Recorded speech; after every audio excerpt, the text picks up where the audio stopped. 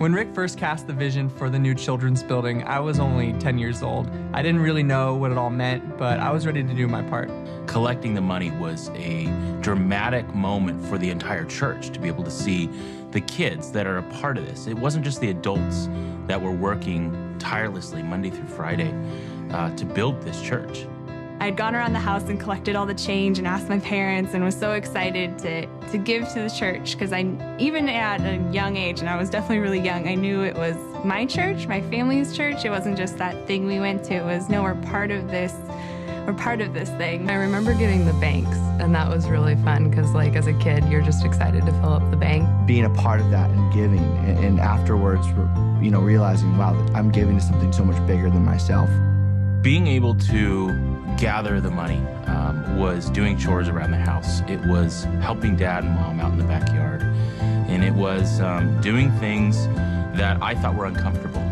But my parents taught me at an early age that life wasn't about me, and that was something that Rick had talked to them about for years. As a kid, you don't realize that all the things that are in front of you are a direct, like, correlation to someone's giving. Like, you don't realize that that's tithe dollars that you're benefiting from, like your crayons or your coloring sheets. Like, so that's something that someone gave money to. And I didn't really realize it as a kid, but now as an adult looking back, I'm really grateful because I feel like if I didn't have that, if I didn't have Saddleback, and if I wasn't like poured into so much as a kid, I don't know really what my life would be like. I think it would be a lot different.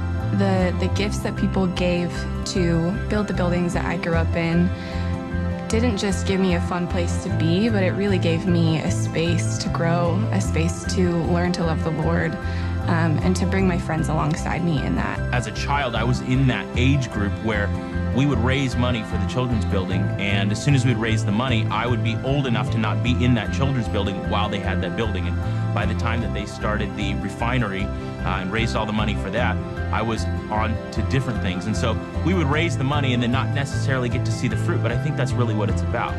It really is about not being able to necessarily receive all of the incredible things of your giving, but that others get to receive it because of you. You can see what's happened in the past 35 years. Just imagine what God will continue to do if people keep responding in the same way. If our church continues to rally together and say, you know what, we're going to sacrifice in order to serve the kingdom, in order to give to the kingdom, God will continue to respond.